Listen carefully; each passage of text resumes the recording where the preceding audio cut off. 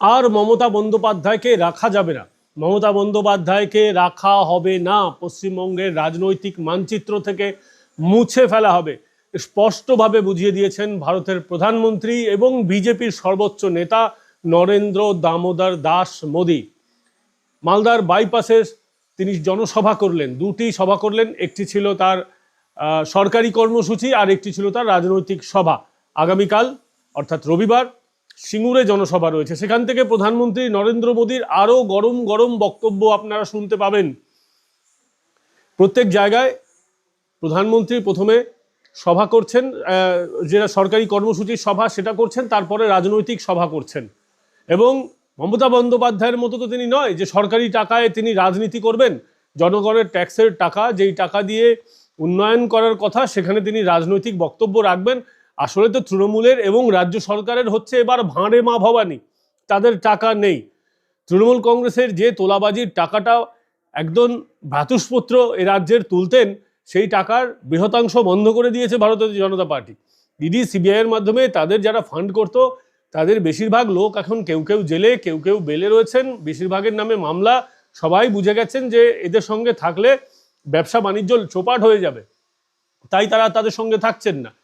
মমতা বন্দ্যোপাধ্যায়ের এখন টাকা নেই, ভ্রাতুষ্পুত্র হয়তো তাকে তোলার টাকা ঠিকঠাকভাবে দিতে পারছেন না, সেই কারণে সরকারি মঞ্চ থেকে তিনি বকবক বকবক করেন, রাজনীতির কথা বলেন। আপনার আমার ট্যাক্সের টাকা দিয়ে তিনি তার রাজনীতিটা করেন, অন্যায় করেন, এটা হওয়া উচিত নয়। কিন্তু কি বলবেন, তৃণমূল মানেই বাকিটা আপনারা বুঝে নেবেন কি। কিন্তু প্রধানমন্ত্রী সেটা করেন না। এবার তিনি মালদা এসে কি করলেন, তৃণমূলকে যে সমস্ত জায়গায় ধাক্কা দেওয়ার দরকার ছিল। দেখুন, এই সরকারকে ফেলতে গেলে, তৃণমূল কংগ্রেসকে ফেলতে গেলে তো শুধুমাত্র মমতা ব্যানার্জি চোর বললে হবে না, মানুষকে বোঝাতে হবে, মানুষের ব্রেনে ধাক্কা দিতে হবে যে তৃণমূল আপনাদের জন্য কি ক্ষতি করছে। সবটাই করলেন প্রধানমন্ত্রী নরেন্দ্র মোদী একই সঙ্গে। আপনাদের মনে থাকবে মমতা বন্দ্যোপাধ্যায় যখন ক্ষমতায় এসেছিলেন, বা যে যেখানে ক্ষমতায় আসে, মানুষ সরকারের কাছে কি এক্সপেক্ট করে, বিভিন্ন রকমের সুযোগ সুবিধা। আমরা যে ট্যাক্সের টাকা দিই সেটা তো জনগণকে, আমাদেরকে ফিরিয়ে দেওয়ার কথা সরকারের, সেটাই আমরা সরকারের কাছে এক্সপেক্ট করি। সেটা তো সরকার ভরপুর করেছে এদিন। এছাড়াও তৃণমূল কংগ্রেসকে যে সমস্ত জায়গায় ধাক্কা দেওয়া দরকার সেগুলো তো করেইছে। দেখুন, ব্যাপক উন্নতি হলো। আজকে মালদায় প্রধানমন্ত্রী এসেছেন, তিনি যে সমস্ত প্রকল্প উদ্বোধন করেছেন তাতে ব্যাপক উন্নয়নের একেবারে উত্তরবঙ্গে জোয়ার বইয়ে দিয়েছেন। যোগাযোগ একটা খুব গুরুত্বপূর্ণ সমস্যা উত্তরবঙ্গে, এই যোগাযোগের সমস্যা প্রধানমন্ত্রী নরেন্দ্র মোদী দূর করতে চেয়েছেন। উত্তরবঙ্গের সঙ্গে সারা ভারতবর্ষকে লিঙ্ক করে দিতে চেয়েছেন। দেখুন, পশ্চিমবঙ্গ ভারতবর্ষের জমি, পশ্চিমবঙ্গ ভারতের একটা অঙ্গরাজ্য, এটা কোনো স্বাধীন রাষ্ট্র নয়।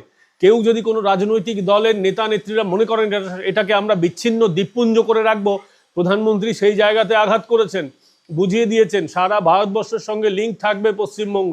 এখানকার মানুষ যখন বাইরে যাবে তখন তাদের তো যাতায়াত করতে হবে, সেই যাতায়াত কিভাবে তারা করবে? ট্রেনের মাধ্যমে করবে, বাসের মাধ্যমে করবে। আজকে উত্তরবঙ্গের মেধা, এ রাজ্যে তো চাকরি নেই, তারা বিভিন্ন জায়গায় চাকরি করতে যায়, তখন তো আমাদের সাউথ ইন্ডিয়ায় যেতে হয়, আমাদের ইস্টার্ন ইন্ডিয়ায় যেতে হয়। আমাদের পাশেই আমাদের দর্শনীয় স্থান, পূজনীয় স্থান মা কামাখ্যা রয়েছেন। সারা ভারতবর্ষে আমাদের যেতে হয়, মুম্বাই যেতে হয়, সেই সমস্ত জায়গাকে লিঙ্ক করা হয়েছে একের পর এক। আপনাদেরকে বললে মানে আপনারা অবাক হয়ে যাবেন কি করলেন এদিন প্রধানমন্ত্রী। মালদায় ৩,২৫০ কোটিরও বেশি টাকা রেল ও সড়ক প্রকল্পের উদ্বোধন করেছেন। যেটা আপনাদেরকে বলছিলাম, রেল আর সড়ক এটাই তো যাতায়াতের মূল মাধ্যম, যোগাযোগের মূল মাধ্যম। এবং সড়ক এবং রেল আরও কেন গুরুত্বপূর্ণ, ওই উত্তরবঙ্গটা হচ্ছে সীমান্তবর্তী এরিয়া, একদিকে ভুটান, একদিকে নেপাল, একদিকে চীন, একদিকে আমাদের রয়েছে বাংলাদেশ, একেবারে সীমান্ত এলাকা। এখানে যোগাযোগ থাকলে তবেই তো এই জায়গাকে আমরা ডিফেন্ড করে রাখতে পারবো। এমনিতেই বাংলাদেশের চীনের নজর রয়েছে এই এরিয়ার উপরে। ভারতের মধ্যেও অনেকগুলি শক্তি আছে যারা চাইছে যে শিলিগুড়ি করিডোরটাকে কেটে দেওয়া হোক, তাদের তো আটকাতে হবে। তার জন্য প্রধানমন্ত্রী নরেন্দ্র মোদী এক ঢিলে দুই পাখি মেরেছেন, একদিকে উন্নয়ন আর অন্যদিকে মানুষের যোগাযোগ ব্যবস্থা। হাওড়া গুয়াহাটি মানে কামাখ্যা রুট আর কি, দেশের প্রথম বন্দে ভারত স্লিপার ট্রেনের উদ্বোধন করেছেন, পতাকা দেখিয়েছেন প্রধানমন্ত্রী নরেন্দ্র মোদী। হাওড়া গুয়াহাটি কামাখ্যা রুটে প্রথম বন্দে ভারতের কথা আপনাদেরকে বললাম। এছাড়াও শীততাপ নিয়ন্ত্রিত বেশ কয়েকটি ট্রেনের উদ্বোধন করা হয়েছে। সম্পূর্ণ এয়ার কন্ডিশন বন্দে ভারত এটা কিন্তু সাধারণ মানুষকে, যারা চান একটু ভালোভাবে যেতে, দর্শন করতে মায়ের, তারা যেতে পারবেন। এছাড়াও তিনি বন্দে ভারত ছাড়াও অনেকগুলি ট্রেনের উদ্বোধন করেছেন। বেঙ্গালুরু যাওয়ার জন্য ট্রেনের উদ্বোধন করেছেন, ফলে যারা বেঙ্গালুরুতে আইটি সেক্টরে কাজ করতে যান বা অন্যান্য কাজে যান তাদের উপকার হবে। Dhupguri Falakata national highway 31D, সেখানে 4 লেন হবে, প্রকল্পের ভিত্তিপ্রস্তর স্থাপন করেছেন। আমরা তো 4 লেন রাস্তা পশ্চিমবঙ্গে দুর্লভ আমাদের কাছে। পাশের প্রতিবেশী বাংলাদেশ, যারা দিন আনে দিন খায়, তাদের এখানে 4 লেন 6 লেন রাস্তা আছে। আমাদের উত্তরপ্রদেশে চলে যাবেন, আমার নিজের চোখে দেখা 6 লেন রাস্তা, 4 লেন রাস্তা, যেখানে কিন্তু আমাদের যুদ্ধ বিমান একেবারে ল্যান্ড করতে পারে। কিন্তু পশ্চিমবঙ্গে 2 লেনের রাস্তা, সেই 2 লেনের রাস্তাতেই দেখবেন খানাখন্দে ভরা। যেগুলো টোলের রাস্তা আছে না, বর্তমান NH34 যেটা এখন নাম হয়ে গেছে NH12, খানাখন্দে ভরা। ফারাক্কার কাছে যারা যাতায়াত করেন নিয়মিত, উত্তরবঙ্গ দক্ষিণবঙ্গে যাতায়াত করেন, আমাদের তো করতে হয়, আমরা প্রত্যেকদিন গাড়ি নিয়ে যাই মাঝে মধ্যেই। এই আমি এখন উত্তরবঙ্গে এসেছি, উত্তরবঙ্গেও তো একই অবস্থা আমরা দেখতে পাচ্ছি, বিভিন্ন জায়গায় রাস্তাঘাট খারাপ। এই উত্তরবঙ্গ থেকে বাঁদিকে গেলেই আমাদের কিষানগঞ্জ, পূর্ণিয়া, সীমাঞ্চল বিহারের, সেখানকার রাস্তাঘাট দেখলে আপনি অবাক হয়ে যাবেন যে বিহারের কি অবস্থা, আর এই উত্তরবঙ্গে যেখানে আমরা আছি সেখানকার কি অবস্থা। লজ্জা লাগে পশ্চিমবঙ্গের এই পরিস্থিতি। পাশাপাশি প্রধানমন্ত্রী আরও যেটা করেছেন, আধুনিক বেশ কয়েকটা সিঙ্গুরে পরিকাঠামো উদ্বোধন করবেন প্রধানমন্ত্রী, আগামীকাল করবেন। আমি তার আগের দিনেই বলে দিচ্ছি, বলাগড়ে এক্সটেন্ডেড পোর্ট গেট সিস্টেমের ভিত্তিপ্রস্তর স্থাপন হবে। এর জন্য ইনল্যান্ড ওয়াটার ট্রান্সপোর্ট টার্মিনাল তৈরি করা হবে, একটি রোড ওভার ব্রিজ তৈরি হবে।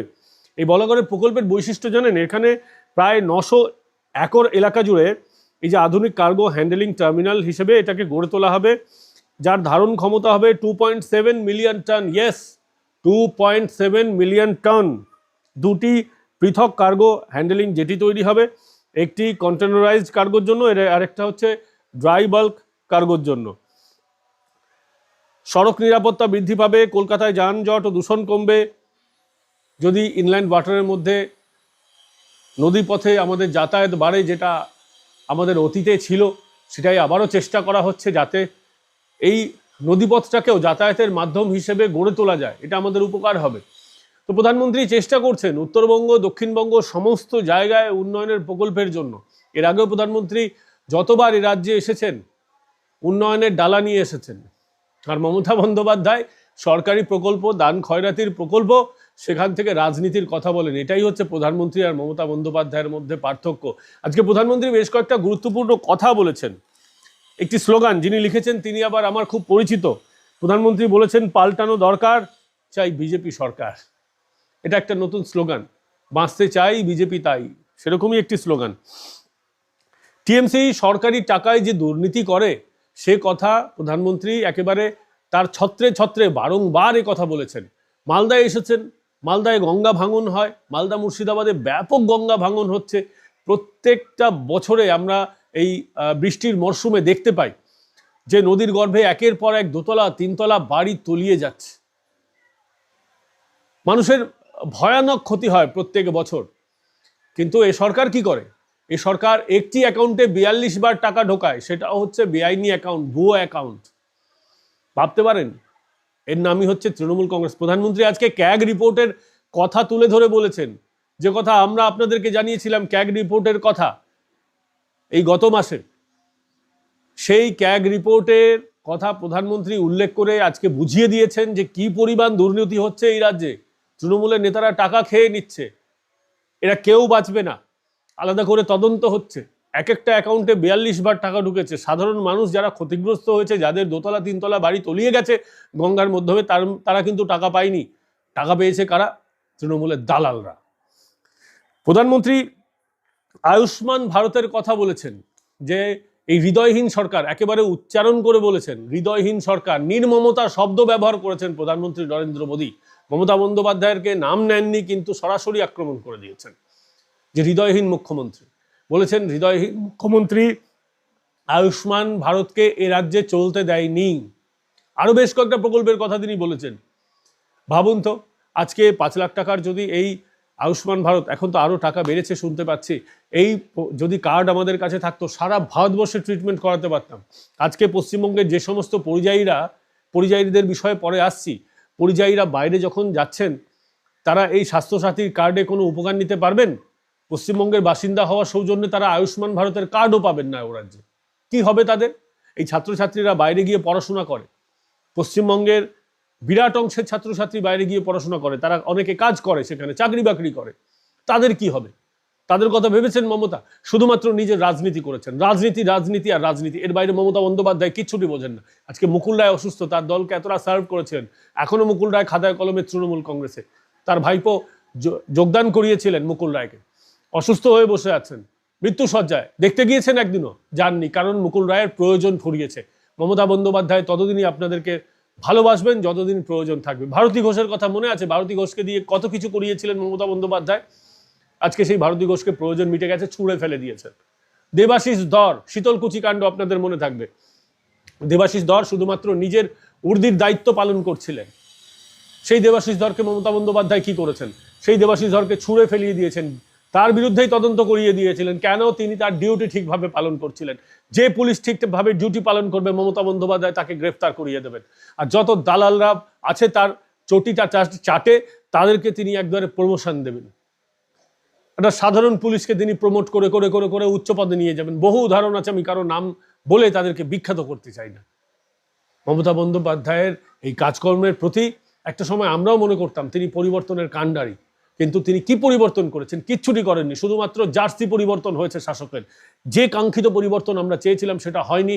প্রধানমন্ত্রী নরেন্দ্র মোদী আরেকবার আশা দেখাচ্ছেন সেই পরিবর্তনটা তিনি এনে দেবেন, তাই তাকে বিশ্বাস করা ছাড়া আমাদের আর কোনো বিকল্প নেই।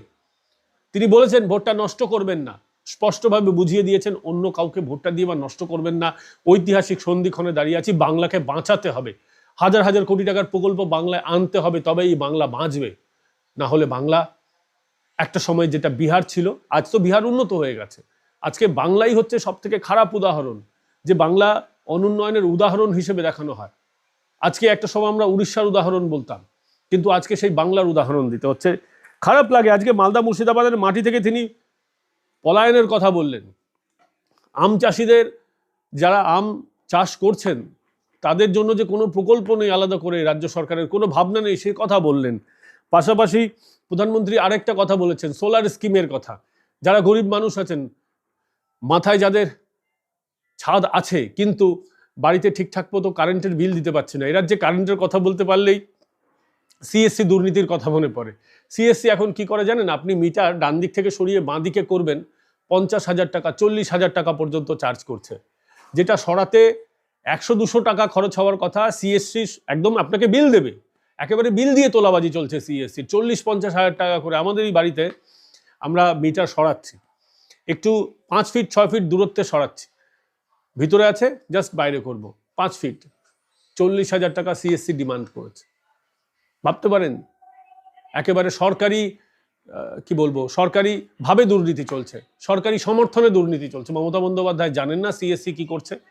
একবার সিএসসির উপরে তিনি গোসা করেছিলেন ভোটের আগে, মনে থাকবে আপনাদেরকে। শুধুমাত্র তাই নয়, বুদ্ধবাবুও গোসা করেছিলেন। কিন্তু জানি না তলায় তলায়, টেবিলের তলায় কি সব অঙ্ক চলে, যে সিএসসির মতোই ব্যবসা করে, কোনো বিকল্প শক্তি আসে না এ রাজ্যে।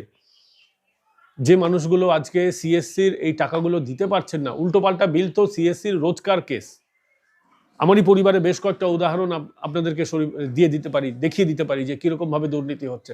উল্টোপাল্টা বিল এসছে, সিএসসির কাছে গিয়ে দরবার করা হয়েছে, তারা কমিয়ে দিয়েছে। তাহলে যে বিলটা এসেছিল সেটা কি ছিল? সিএসসিতে চাকরি করেন হাকিম পরিবারের এক মেয়ে, আপনারা তো জানেন সেসব কথা। সরকারের সঙ্গে কি টার্মস আছে তৃণমূল কংগ্রেসের সঙ্গে এই সিএসসির, আমরা তো সেসব জানি। তো প্রধানমন্ত্রী সেই সোলার স্কিমের কথা বললেন যে বাড়িতে সরকার সোলার প্যানেল লাগানোর সুযোগ দিচ্ছে সরকারি সহায়তায়, কিন্তু মমতা বন্দ্যোপাধ্যায় আটকে দিয়েছেন। মমতা বন্দ্যোপাধ্যায় রাজ্যে কোনো উন্নতি হতে দেবেন না। কেন হতে দেবেন না? মানুষ যদি সুখ স্বাচ্ছন্দ্যে থাকে তাহলে তৃণমূলের পায়ে তেল দেবে কেন, চটিটা চাটবে কেন? তাই তিনি চান মানুষ চপ ভাজুক, মানুষ ঘুগনি বিক্রি করুক। তার পরিবারের কি কেউ চপ ভাজে?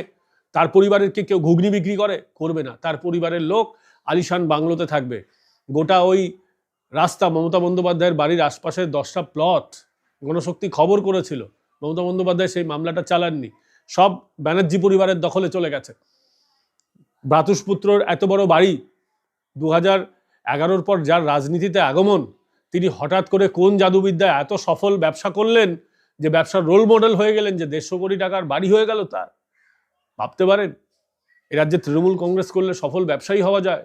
রাজনীতির ব্যবসায়ী এখন সব থেকে সফল ব্যবসা, এবং তৃণমূল কংগ্রেস করলেই এটা হয়, অন্য কোনো রাজনৈতিক দল করলে আপনি সফল ব্যবসা করতে পারবেন না। এ কোন জাদুবল রয়েছে আমি জানি না। এত সফল ব্যবসায়ী তো আমার মনে হয় মুকেশ আম্বানিও নন। পৈতৃক সূত্রে ধীরুভাই আম্বানির কাছ থেকে ভয়ঙ্কর ক্যাপিটাল পেয়েছেন, সেই ক্যাপিটালটাকে আরো এগিয়ে নিয়ে যাচ্ছেন, তিনি ভালো কাজ করছেন, দেশের অর্থনীতিকে যোগদান দিচ্ছেন। কিন্তু কিছুই থাকে না, হঠাৎ করে তৃণমূল কংগ্রেস করলে, শাসক দল করলে হাজার হাজার কোটি টাকার সম্পত্তি করা যায়। তৃণমূল কংগ্রেসকে প্রণাম যে আপনারা সত্যি দেখিয়ে দিয়েছেন ব্যবসা কিভাবে করতে হয়, রাজনীতির ব্যবসা। এছাড়াও প্রধানমন্ত্রী আজকে অনুপ্রবেশের কথা বললেন, ভাষা সংস্কৃতি মালদা মুর্শিদাবাদের বদলে যাচ্ছে, দাঙ্গা হচ্ছে, সেসব কথা তিনি বললেন। প্রধানমন্ত্রী আসার আগেই ঠিক ইচ্ছাকৃতভাবে মনে হচ্ছে যেন কোনো একটা কেন যেন দাঙ্গা হয়ে গেল। প্রধানমন্ত্রীর আবার আসবেন সেদিন হঠাৎ করে থেমেও গেল। পুলিশ কেন 30 ঘন্টা এই দাঙ্গার বিরুদ্ধে ব্যবস্থা নিল না? দুই গোষ্ঠীর যে সংঘর্ষ হচ্ছিল, কেন ব্যবস্থা নিল না? দুজন সাংবাদিক মার খেয়েছেন, একজন জি24 ঘন্টার এবং একজন এবিপি আনন্দের। জি24 ঘন্টার একজন মহিলা সাংবাদিক এবং এবিপি আনন্দের পার্থপ্রতিম মার খেয়েছেন। সোমা মাইতি সম্ভবত জি24 ঘন্টা যিনি সাংবাদিক, এছাড়াও ক্যামেরা পার্সনরা মার খেয়েছেন। উজ্জ্বল বলে একজন এবিপির ক্যামেরা পার্সন, তিনি মার খেয়েছেন। সাধারণ মানুষ মার খেয়েছে। লুঙ্গি বাহিনী ব্যাপক তাণ্ডব চালিয়েছে, কিন্তু পুলিশ নির্বিকার।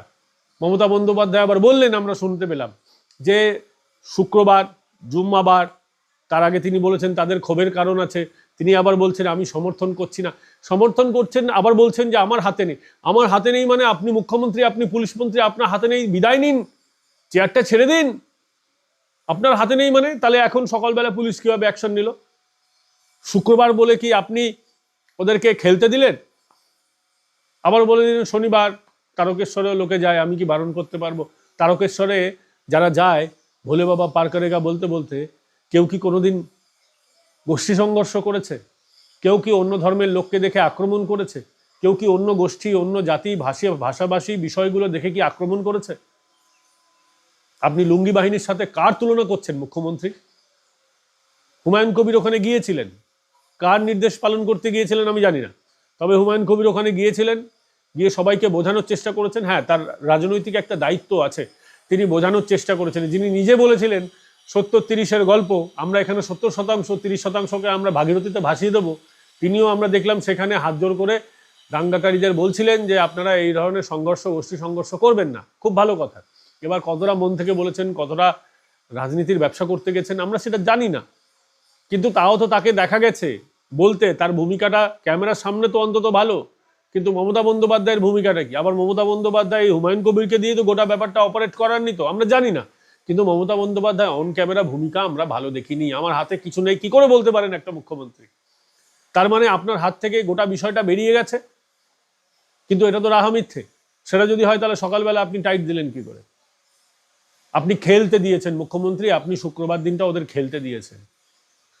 বলতে হচ্ছে এই কথা আজকে, খারাপ লাগছে, এর জন্য জানি না আমাদের কি হবে, কিন্তু আমরা আজকে এই কথা বলতেই হয়। পাশাপাশি আমরা দেখলাম প্রধানমন্ত্রী গ্যারান্টি দিয়েছেন মতুয়া নমশূদ্র যারা সম্প্রদায়ের মানুষ আছেন, যাদের এই সিএ তে যাদের দেওয়া হয়েছে নাগরিকত্ব, তাদের কোনো ভয় নেই, তাদের আশ্বাস দিয়েছেন তাদের কেউ এদেশ থেকে তাড়াবে না। ভোটাধিকার সংক্রান্ত যে সংস্থা মমতা বন্দ্যোপাধ্যায়ের তরফ থেকে তৈরি করা হচ্ছে, তাদের এসডিও বিডিওরা যেভাবে নাম বাদ দিচ্ছে বলে অভিযোগ আসছে, বিজেপি যে অভিযোগটা করছে, যতই কলকাঠি মমতা বন্দ্যোপাধ্যায় নাড়ুক, মোদিজি স্পষ্টভাবে বলে দিয়েছেন এদের ভোটাধিকার যাবে না। এদের যদি নাম বাতিলও দিয়ে দেওয়া হয়, আবার এদের নামটা ঢুকিয়ে দেবেন।